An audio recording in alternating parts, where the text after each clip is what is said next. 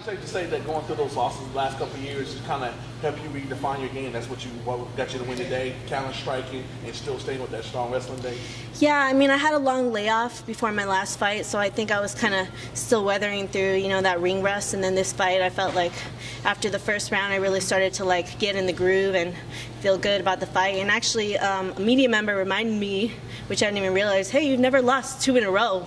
So, you know, are you thinking about that going in this fight? I'm like, I am now, so I cannot lose this fight. How much confidence are you on the feet now? It seems like you're comfortable counter striking her. Yeah, I've actually, with my coach, Coach Oyama, we've been working a lot of striking.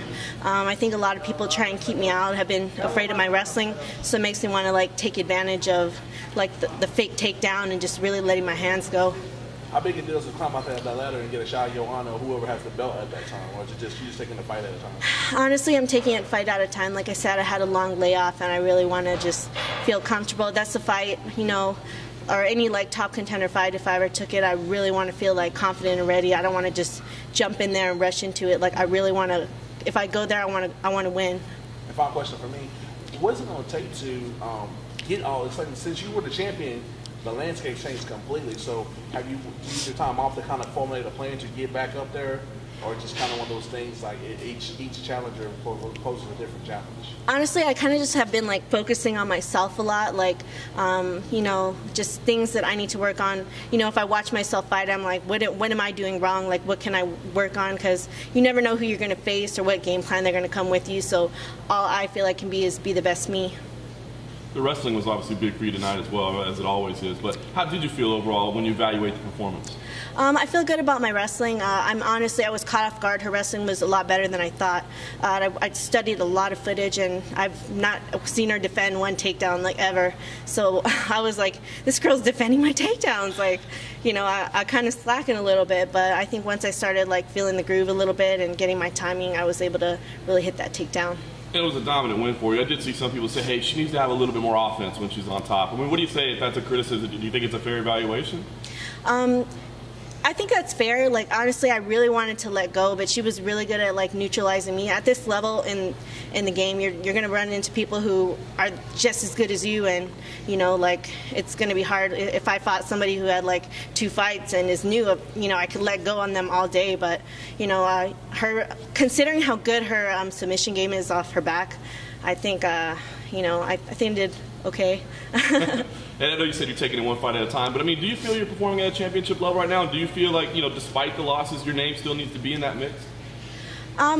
If not in the mix, I think I'm right on the brink. You know, I never want to be like, hey, I deserve to be there. Like, if people are thinking of me in that position, it's like, without a question, without Carla deserves to be in that mix. Carla, first of all, congratulations. I'm guessing every octagon is different, every center is different, but I heard a lot of chants of your name when you won the fight, and a lot of people cheering, saying Carla, Carla all the time. Do you feel at home here? How was the experience to fight here in OKC? Honestly, I was a little bit surprised, like how many people were yelling my name and like how much fan support I felt. Like it actually like really warmed my heart and made me feel really happy. Like I was at home here. Like I don't know if it has to do with just, you know, where we are or that Oklahoma's a big wrestling place, but I definitely felt the love. You have a Latina in you somewhere. I gotta ask you, how do you use that in the fights, and do you think there's a specific characteristics that Hispanic fighters use in the octagon? Yeah, honestly, like just having watched a lot of Hispanic fighters over the years, like I think they're just so tough. They're grinders, like hard workers. They're just, hey, come on, like let's go, like, you know. So I hope that when people watch me, they feel that like I had that aggression and passion when I'm like in the cage. Hopefully we'll have it back, and congratulations. Thank you. What's it like sharing the card with police? Oh my gosh, I'm so happy. But it's actually really nerve-wracking, like to be, you know, to see someone who's your best friend, even from watching from the crowd, but like I'm fighting at the same time. I'm like, oh, like so nervous for her. I'm honestly really happy I got to go first, because I think if I was watching her, I'd be like, oh no, like totally nervous. Who's next for you?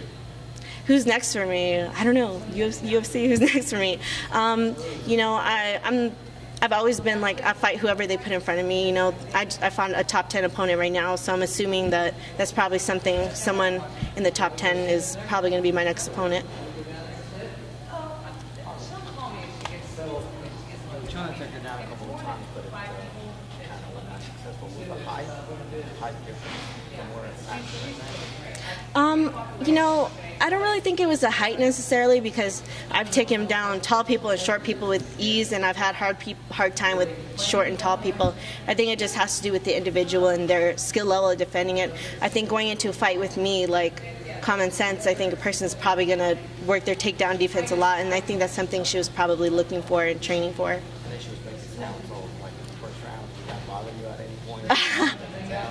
Actually, it's something my coach told me, is like every time she throws punches, like she'll make a noise. So I kind of was like expecting it already. I think if I wasn't, I would have been like, oh.